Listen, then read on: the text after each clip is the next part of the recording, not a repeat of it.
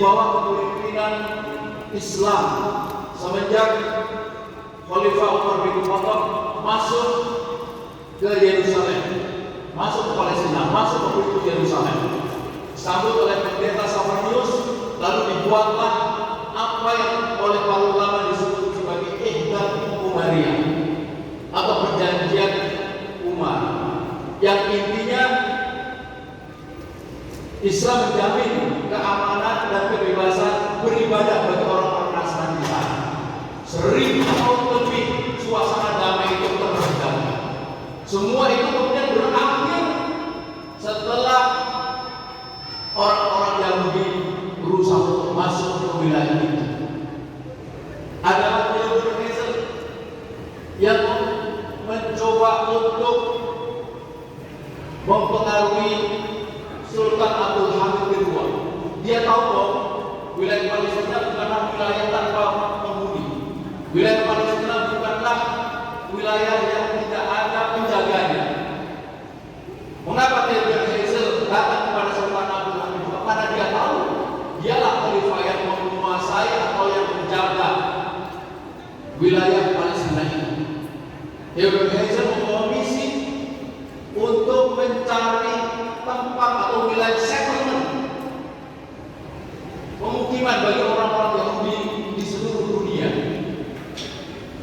Dan apa jawab Khalifah Abdul Hamid II? Dia katakan bahwa tanah itu, tanah Palestina itu bukan milikku, tetapi milik umatku.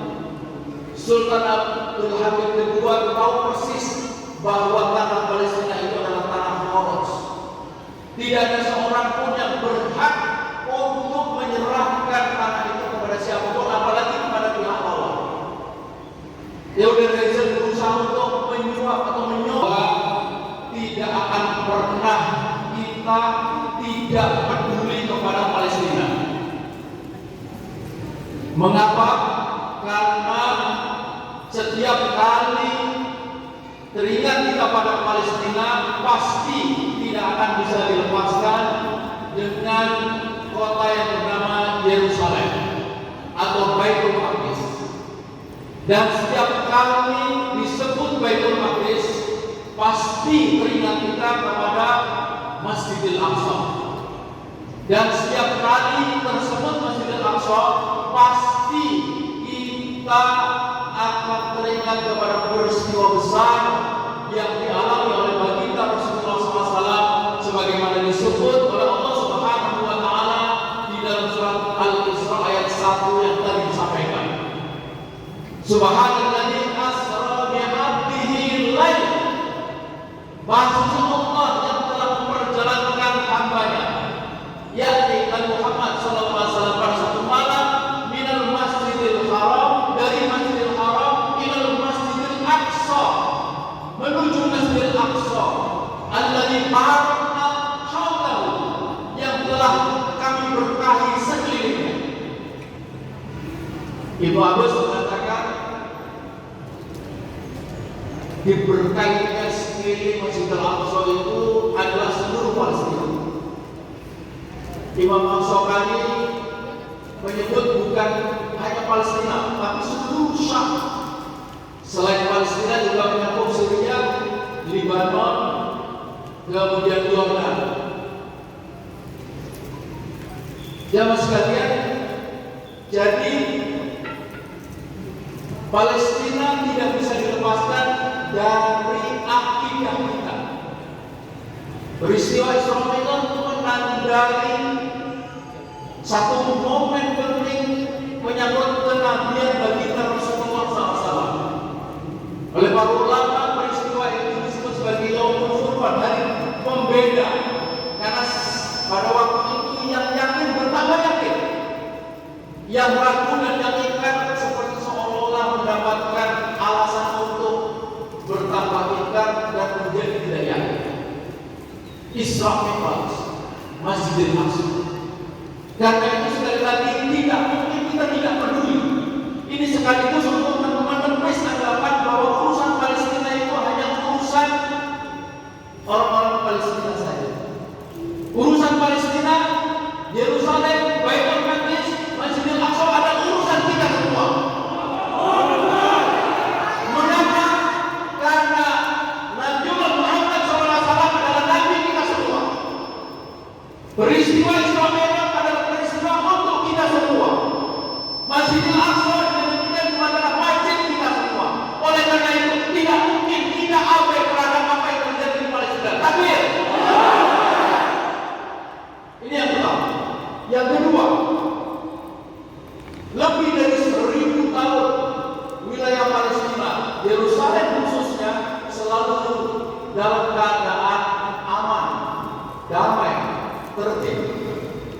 bawah kepemimpinan Islam semenjak Khalifah Umar bin Khattab masuk ke Yerusalem, masuk ke Palestina, masuk ke pintu Yerusalem, disambut oleh pendeta Safranius, lalu dibuatlah apa yang oleh para ulama disebut sebagai Ihdah Umariyah atau perjanjian Umar, yang intinya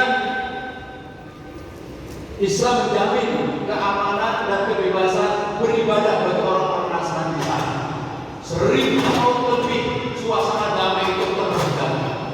Semua itu kemudian berakhir setelah orang-orang Yahudi berusaha untuk masuk ke wilayah itu. Ada Theodor Herzl yang mencoba untuk mempengaruhi Sultan Abdul Hamid II. Dia tahu bahwa wilayah Palestina bukanlah wilayah tanpa penghuni. Wilayah Palestina bukanlah wilayah yang tidak ada penjaganya. Mengapa Theodor Herzl datang kepada Sultan Abdul Hamid II? Karena dia tahu dialah khalifah yang menguasai atau yang menjaga wilayah Palestina itu. Theodor Herzl membawa misi untuk mencari tempat atau wilayah settlement, pemukiman bagi orang-orang Yahudi di seluruh dunia. Dan apa jawab Khalifah Abdul Hamid II? Dia katakan bahwa tanah itu, tanah Palestina itu bukan milikku, tetapi milik umatku. Sultan Abdul Hamid II tahu persis bahwa tanah Palestina itu adalah tanah Horus. Tidak ada seorang pun yang berhak untuk menyerahkan tanah itu kepada siapapun, apalagi kepada pihak lawan. Theodor Herzl berusaha untuk menyuap atau menyogok Sultan Abdul Hamid II dengan sejumlah emas 150 juta pon, yang kalau dihitung ini hari nilainya lebih dari 300.000. Dan apa yang dikatakan oleh Sultan Abdul Hamid II? Dia katakan, andai bumi yang aku injak ini tembus sampai ke bumi sebelah sana, semuanya menjadi emas, kau serahkan kepadaku, jadi saya tidak akan pernah melepaskan bumi Palestina ini. Jamaah sekalian, inilah prinsip yang penting harus kita pegang sebagai seorang muslim. Ini pula prinsip yang semestinya dipegang oleh seorang pemimpin, bahwa tanah Palestina itu adalah tanah wakaf milik kaum muslim. Dan apa yang kemudian dia katakan? Sultan Abdul Hamid mengatakan bahwa aku tidak akan melepaskan walaupun segenggam tanah ini, karena dia bukan milikku. Tanah ini adalah hak umat Islam. Umat Islam telah berjihad demi kepentingan tanah ini, dan mereka telah menyirami dengan darah mereka. Yahudi, silakan kau simpan hartamu itu, diusirlah Theodor Herzl itu dengan tidak hormat. Lalu dia mengatakan, jika daulah khilafah Utsmaniyah dimusnahkan pada suatu hari, maka mereka boleh mengambil Palestina tanpa membayar harganya. Akan tetapi sementara aku masih hidup, aku lebih rela memasukkan pedang ke tubuhku daripada melihat tanah Palestina dikhianati dan dipisahkan dari daulah Islamiyah. Perpisahan adalah sesuatu yang tidak akan terjadi. Aku tidak akan memulai pemisahan kami selagi kami masih hidup. Ini diucapkan oleh Sultan Abdul Hamid yang kedua pada tahun 1902. Dan apa yang kemudian dilakukan oleh orang-orang Yahudi? Orang-orang Yahudi tahu bahwa pengaruh besar yang dikuasai tanah Palestina itu adalah keberadaan khilafah. Keberadaan khilafah Utsmaniyah pada waktu itu berpusat. Karena itu mereka berusaha untuk menghancurkan penghalang ini, dan itu terjadi pada tahun 1924. Setelah itu apa yang dikatakan oleh Sultan Abdul Hamid II itu betul-betul terjadi. Mulai tahun 19, bahkan jauh sebelum itu, mulai berbondong-bondong orang-orang Yahudi itu datang ke wilayah Palestina, dan itu diketahui oleh para ulama. Ada yang mencoba untuk membeli, menyewa, merampas. Keluarlah fatwa dari para ulama yang berkumpul di Masjid Al-Aqsa, menyatakan haram menjual tanah Palestina kepada orang Yahudi, menyewakan dan menjadi perantara bagi terjadinya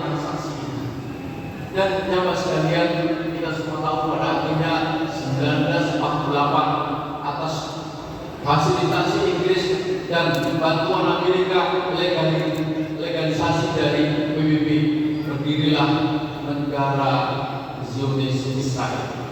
Karena itu, jikalau kita ingin mengambil kesimpulan apa sesungguhnya problema utama Palestina, maka problema utama Palestina itu adalah adanya eksistensi negara Israel di wilayah ini.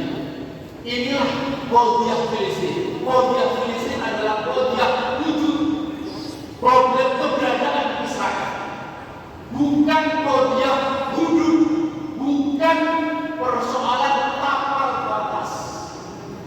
Karena itu, jika kita ingin menyelesaikan persoalan Palestina secara mendasar, maka persoalan wujud atau eksistensi negara Israel itulah yang harus dibersihkan atau dilenyapkan dari tanah Palestina.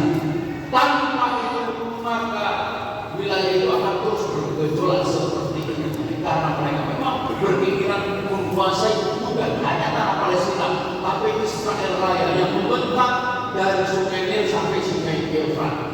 Ya mas sekalian, kapan itu bisa kita lakukan?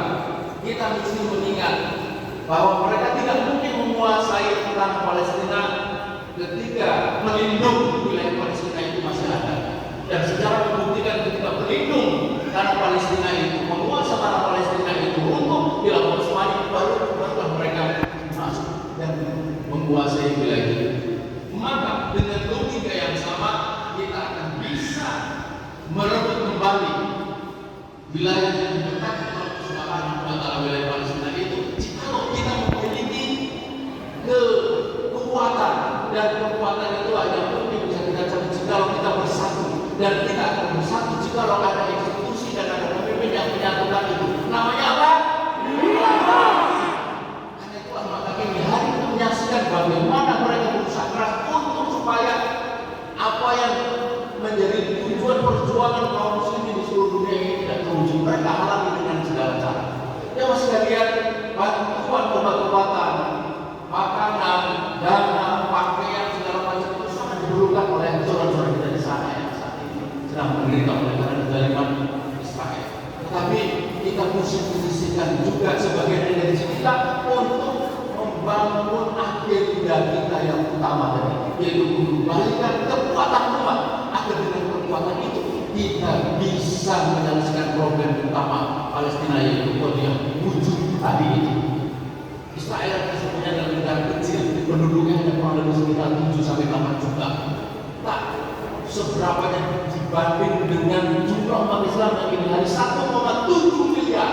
Bagaimana bisa 1,7 miliar keok melawan negara kecil berpenduduk 7-8 juta?